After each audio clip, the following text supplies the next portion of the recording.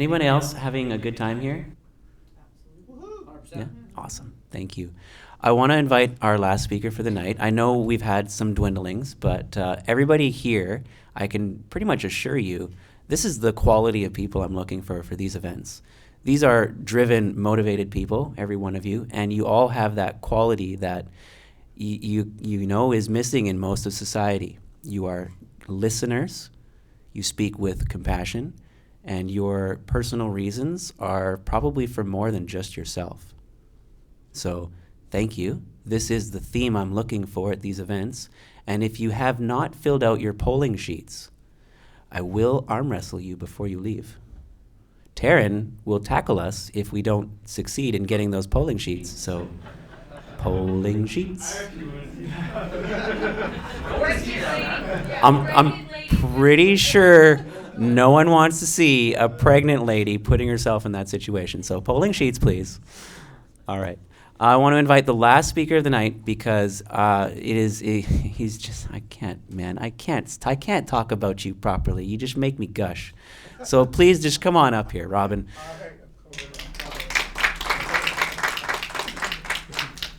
Oh, man. Thank All right, you. enjoy. Thank you. All right. Good evening, everyone. Hello.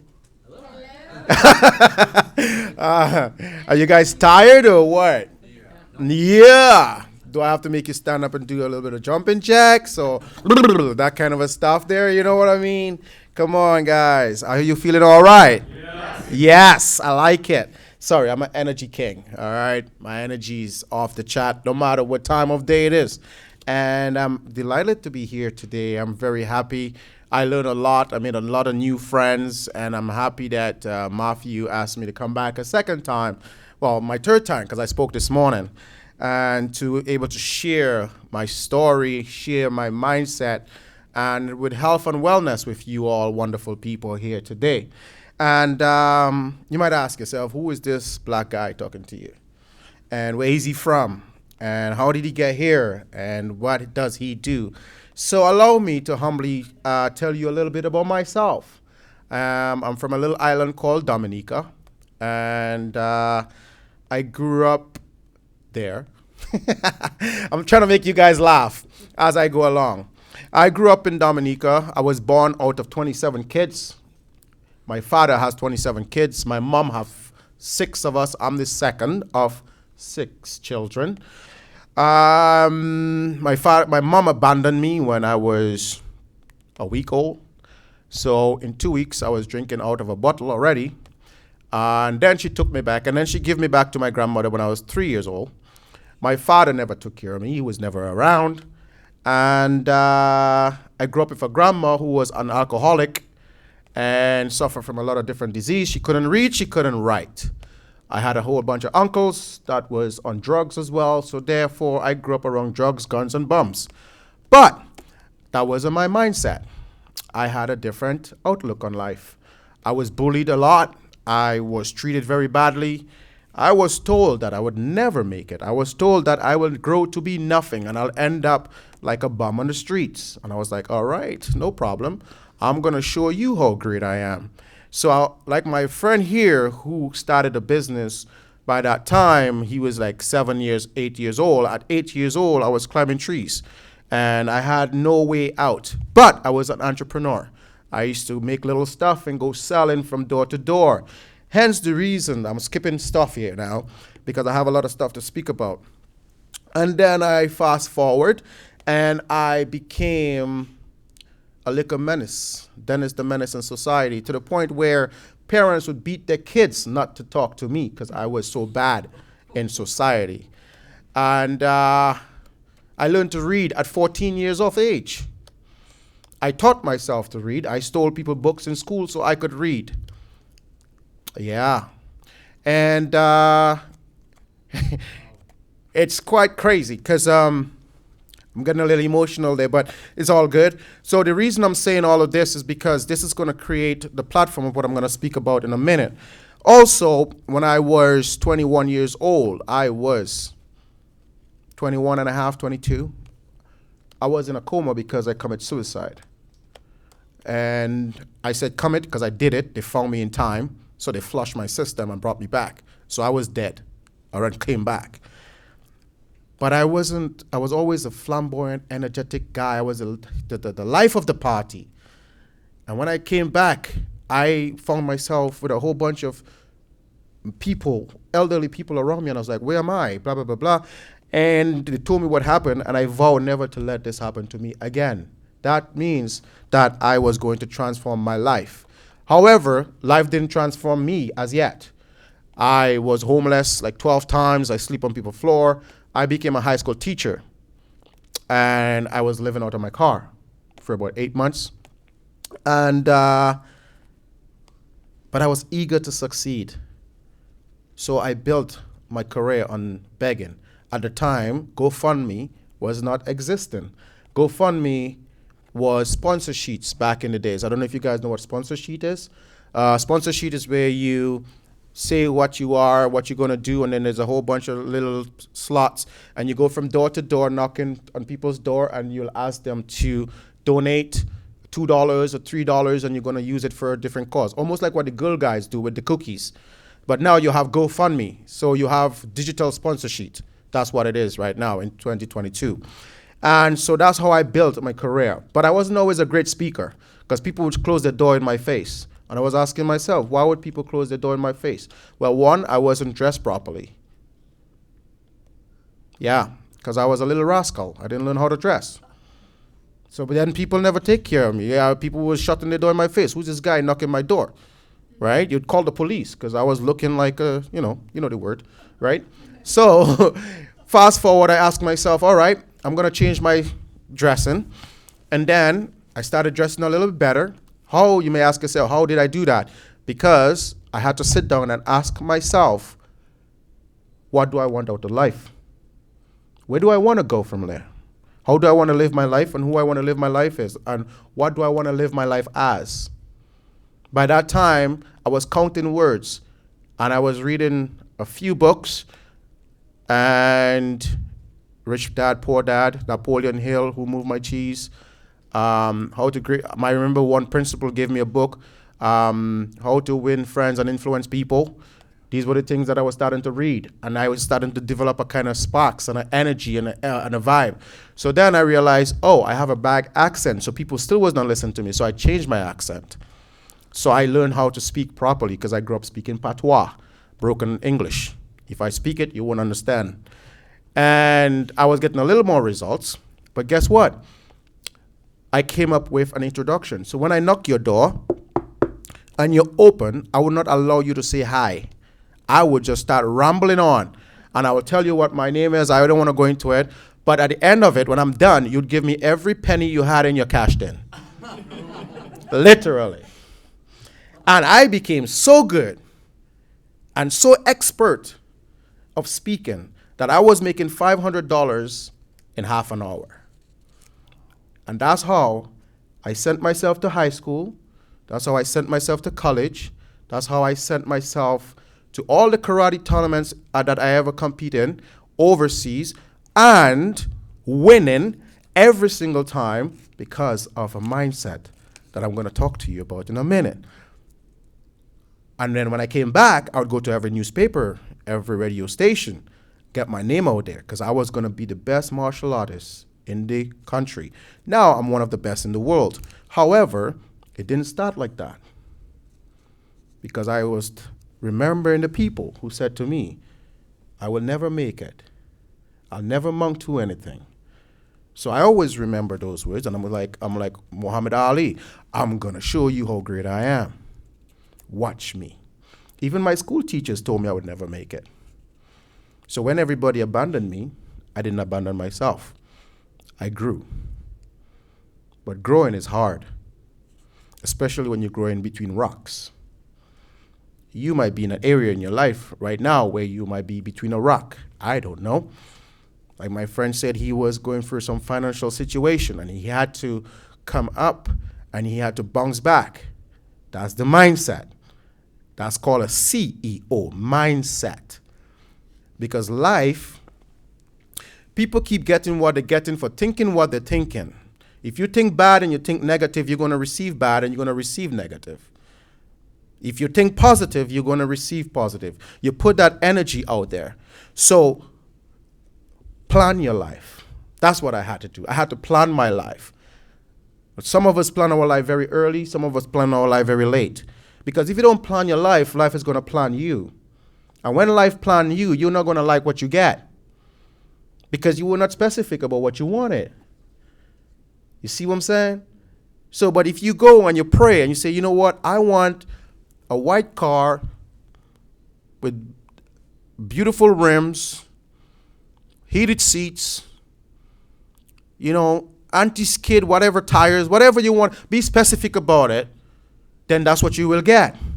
But if you just say, I want a car, which is what a lot of people say, I want a house, then you get an 8x8 or 8x10 board house, and then you wonder, why is the universe so bad to you?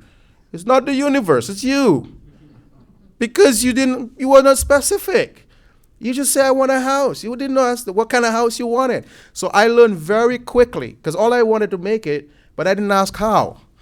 So when I started rubbing shoulders with the people who were great people, I started understanding a different way of doing things. So that is what I want to encourage us today. There's a lot of young people here. There's a lot of people here who have a business, and some of us are working 5 to 9, and that's fine. Because if you work 5 to 9 with a CEO mindset, like I was telling a friend earlier on, you will get a raise. Why? Because you're going to show up before everybody else, and you're going to leave late. And when you show up before everybody else, you're going to put in more work. So your boss is going to see this. And he's like, oh, wow, this guy is very intriguing. This guy is very hardworking. I'm going to make him the supervisor. Then I'm going to make him the manager. Then he's going to say, how would you like to have a share in my business? Because I see how good you work. I see how hard you work. And I want to know if you'd be. So that's having a CEO mindset. If you have an employee mindset, and that's fine. Everybody could be an employee. Nothing wrong with that. Because some people are just not meant to be CEOs. But I'm hoping that everybody in the room here tonight who wants to do better and wants to be great, right, will have a CEO mindset, will think and move and develop a certain way. And that is important to your personal development. It was important to my personal development. I went on to creating a lot of different business, successful business, from a little black boy who grew up very poor to making 6 figures. How was that possible? Growing up in a poor house, sleeping on rugs with centipede bite in your ear. Yeah, literally. How was I overcoming all of that? Sleeping on my student's floor to now owning $1 million building in the city where I lived. How was that possible? It's because of the way I thought, the way I think, the way I move. There are certain words that I didn't use. CEOs don't use certain words. Maybe, perhaps, tomorrow, I think so. I'll think about it. They're like, I'm going to do it now. That's how they move. And this is why I'm going to ask these questions. If you have pen and paper, you might want to write this down. So, as a CEO, thinking of a CEO as a CEO, ask yourself, what are my functioning speed? How well can you function? How fast can you function in adversity?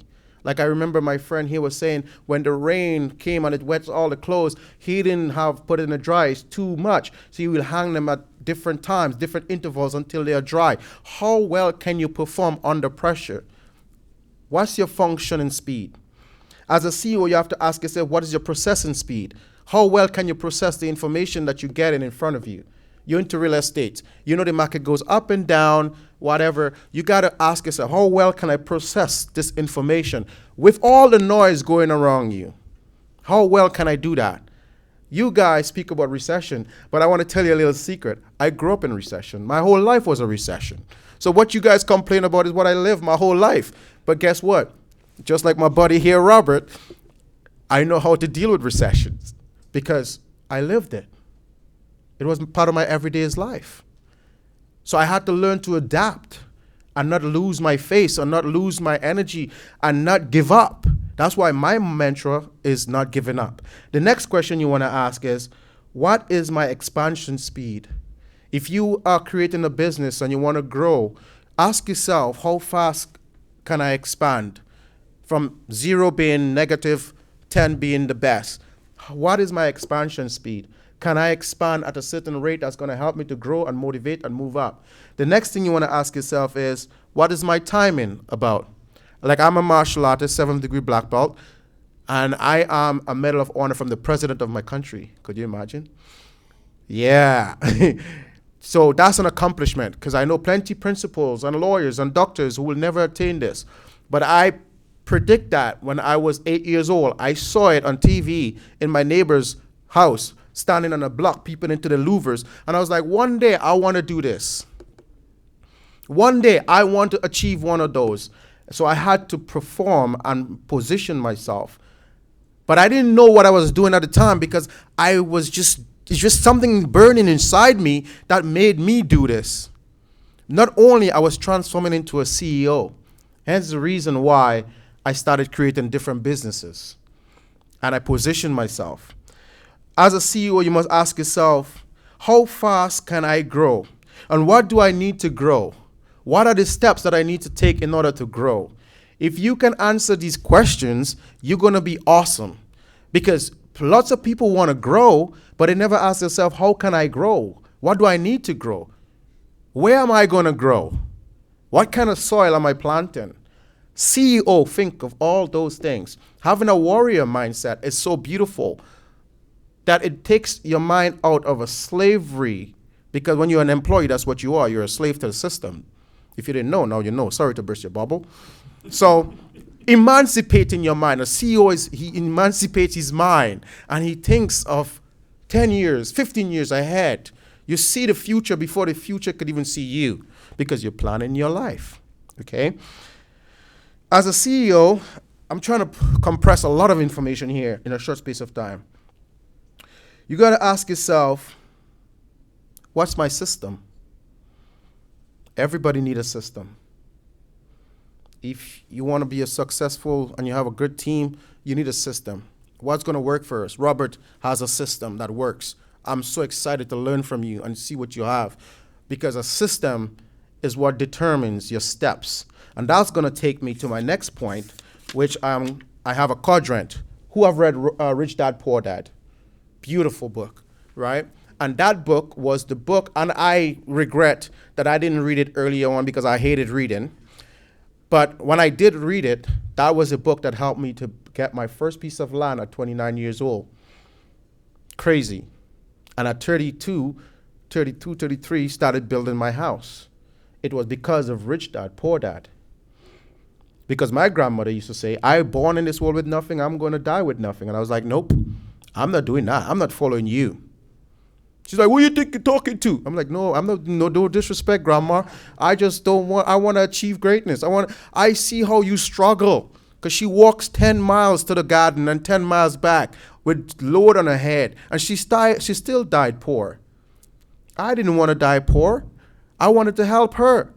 So I was going to do whatever I wanted to do to help her. To help her, I needed to be a CEO. I needed to think different. I needed to move different. I needed to choose different friends. I needed to have a different system of doing things. Does that make sense to anybody? Yes?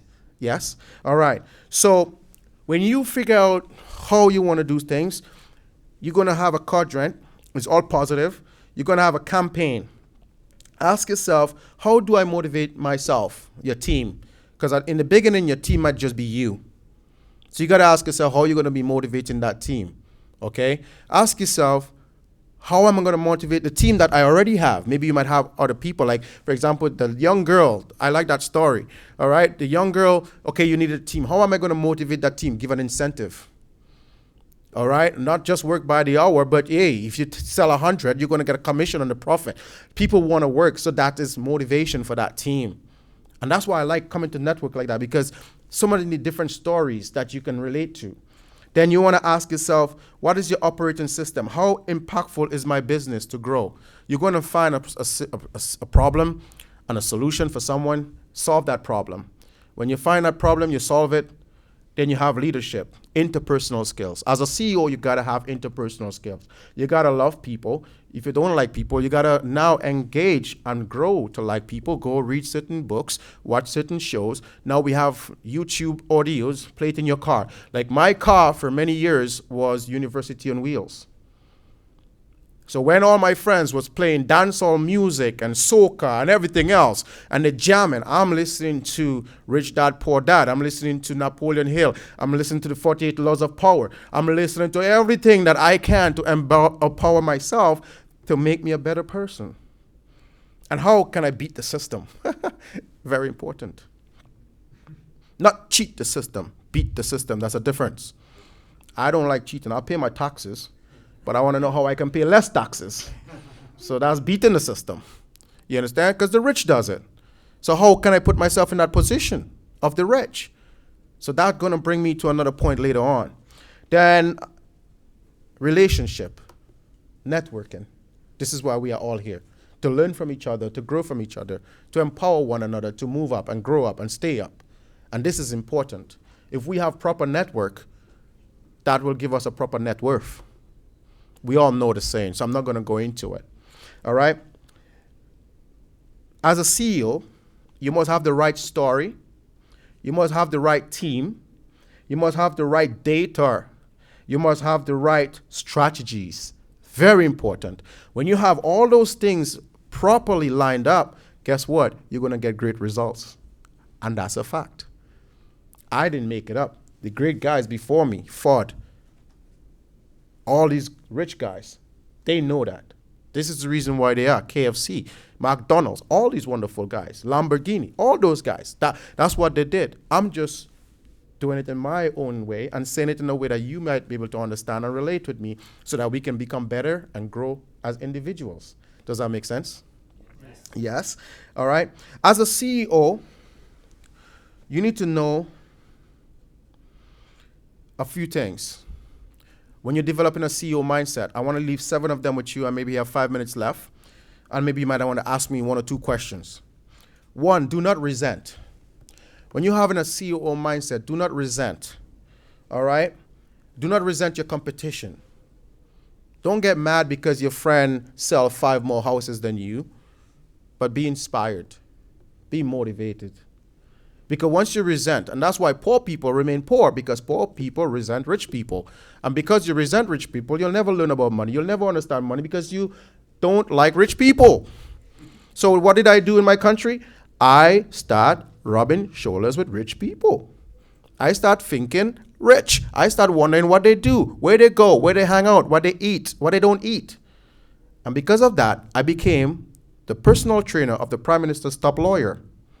And then I was the bodyguard for the next Prime Minister, top lawyer, for 2 years. Beautiful story, innit? Just because I changed my way of thinking, having a CEO mindset. And I did that for a long time. So I learned that everything you do in life must work for you twice. Where did I learn that from? The rich people. So if I'm buying a pair of shoes on Amazon, this is what you did. You buy the cheap stuff from China for $2. You buy 5 of them. You sell them over. And now you make a profit. Now you make your money back. Plus you can get more. That's how you build wealth. That's a CEO mindset. So your dad was a great man. I wish I had a dad like you. You know, but I had to find that path by myself. Does that make sense? And I'm happy I found it because I learned a lot of what not to do. Okay?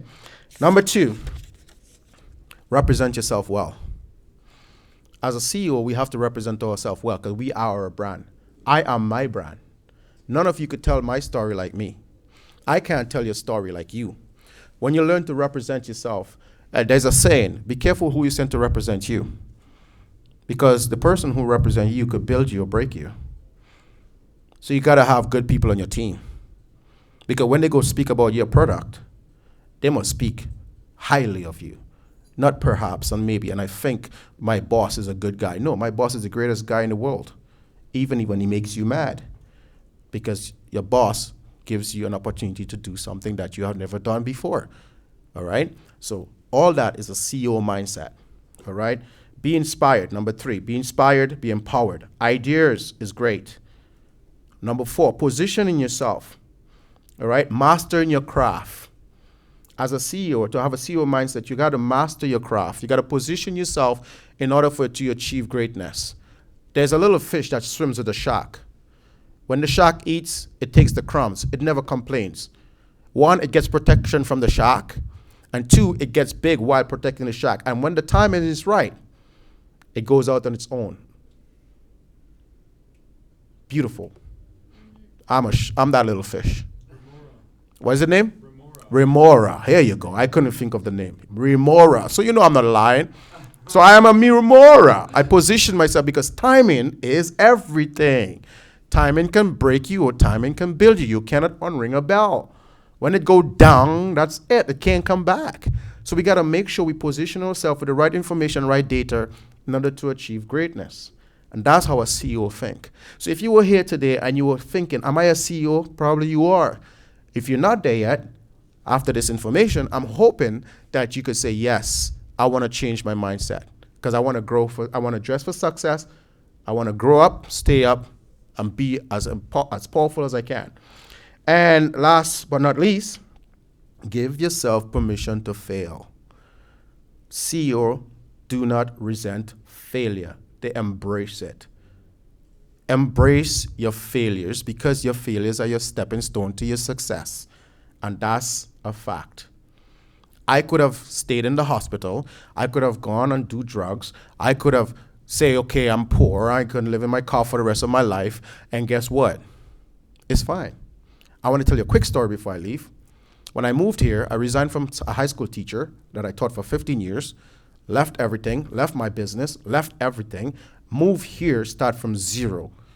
Work in the movie industry. That's where I met Matthew. Okay, 5 minutes left. And then I told myself I was going to open a business here. My friends, not Matthew, other friends, told me I wasn't going to make it, I was going to fail. They're like, well, I live in Canada, I live in Vancouver, the most expensive city in the world, for 15 years, and it's hard to do a business, it's hard to buy a house, and I can't do it. And I'm like, well, you're not me. You don't know where I've been. You don't know how I've walked through hell. Literally. So my mindset is different. Because I'm coming from outside and I'm looking at things and I'm like, I don't care. I'm going to fail. I'm not allowing myself to fail because I'm going to learn. I'm going to learn what not to do. I'm going to learn what to do. And because I'm a CEO, that's fine. Then guess what? I created a martial arts business. 18 months after I came here. Then 2019, I lost my house in the Caribbean. I lost $500,000. That's fine. I smile about it. And then I grew again. Now, I'm back up because I am a CEO. I'm the mastercraft of my life. I am the architect of my life. I create. I don't tear down. Then I was homeless here again, 15 months. Because my ex and I broke up, and I left her with everything, and I went and lived in my gym. 15 months. But I told myself when I left my gym that I was going to have everything that I ever needed. So I worked 4 jobs. A professor, a Medal of Honor from the president of my country. How did I do that?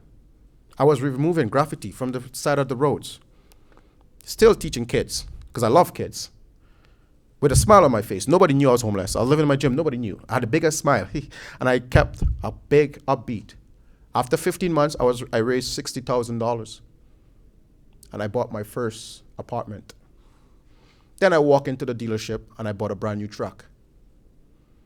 Because I think, like a CEO, I am the master of my future. Defeat, not going to have me. I'm a warrior. I'm a fighter. And I'm encouraging every one of you in this room, or whoever is listening to this video, that you are the master of your life. You can do great things if you change your mindset. Emancipate yourself. Go out there, pick yourself up, and become the best version of you. So my friend, I want to know how I can help you. Now I have a book that is written. It's called The Warrior's Journey. It's right now I'm doing a fundraiser because I'm donating all the money that I raised from that book to help the school that took me in Dominica and buying 16 ceiling fans for that school. I donated my time and energy to the people.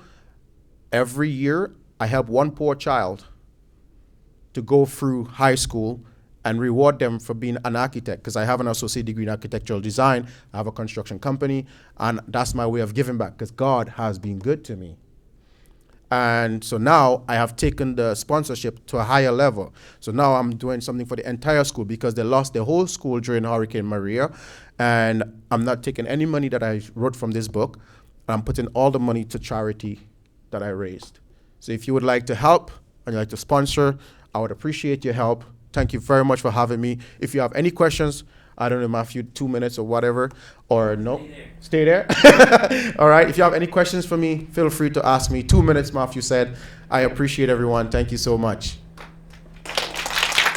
Thank you. Are there any questions for Robin, please? Yes, sir. If you could go back and change one thing, what would it be? Nothing. That's the best answer. Nothing. No, I didn't finish asking the question. Because I probably would have become very lazy. I probably would not think the way I was thinking. I had to go through. The diamond is better when it goes in through the dirt. You get what I'm saying? Everything makes me stronger. Yes. You're very inspiring. I want to know who inspired you the most. Who got that? You have a drive. It's amazing. To answer this question, it's a very good question. Everyone is my teacher. I learn from every situation and everybody. But I had a few people that said a few good things to me in my life. One of them was my karate teacher. When I couldn't afford to pay for school, he gave me the first term, and then I worked 4 jobs while I was in high school to pay the rest of it, and the rest was history. Then I had a neighbor that said to me very harshly, look at yourself. Everybody in your life is a failure. What are you doing to change it? May his soul rest in peace. My mom resented me. She never wanted me. She told me she hated me. But guess what? I worked hard to earn her love.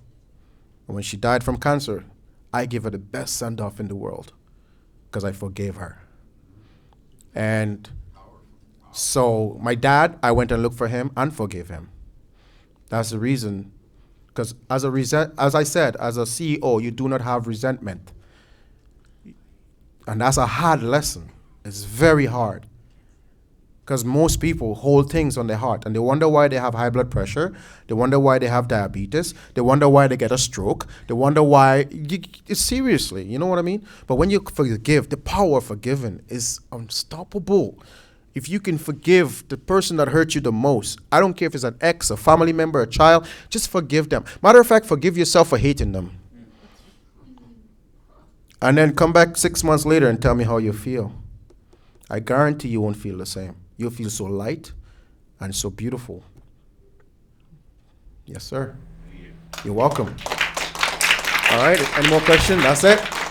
All right. Question? Yes, sir. Where's my book? Where's my book? This guy is so smooth. Where's my book? I was right there. Awesome. I'm going to sign it for you right now. Thank you so much. All right. Thank you guys for having me. I appreciate it. One love. Thank you so much. Thank you. Thank you. Here, wait. I got a book for you too. Oh, yeah. See, you hypnotized me there, man. I do that. Wow. Who thought that was just awesome? I know, right? Right? That was great.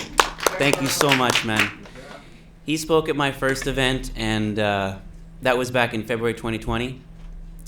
And I'm really glad you shared portions of your story that you shared this time rather than last time, because now I can actually say this man, since I met him day one, has not only affirmed many things for me, he's been a shining example of mindset. I could go hours. It's really hard for me to condense how I feel about this guy in just a quick quip. But honestly, let me put it this way. Quickest example. Maybe you don't mind me telling this story. We were trying to stab each other the first time we met. The background acting training, or the acting training. Don't protect their feelings. No, but it was great because I had, as far as Canada goes, a pretty rough life, but it's nothing compared to that. And I come from a family who, emigrated here from South Africa. So from a young age, I was pretty aware of, the world's violence. So the violence I saw in Canada, I didn't think much of it. Being immersed in it as a child and a teenager, it wasn't something I walked around talking about being prideful of, but whenever I was around professional people, I always felt that I had something in my life that made me less than. When I met him, I was affirmed. These were good skills. This was good mindset. I handled it well. I never said anything about my life, but he could tell. He's like, you've been through some poop emojis.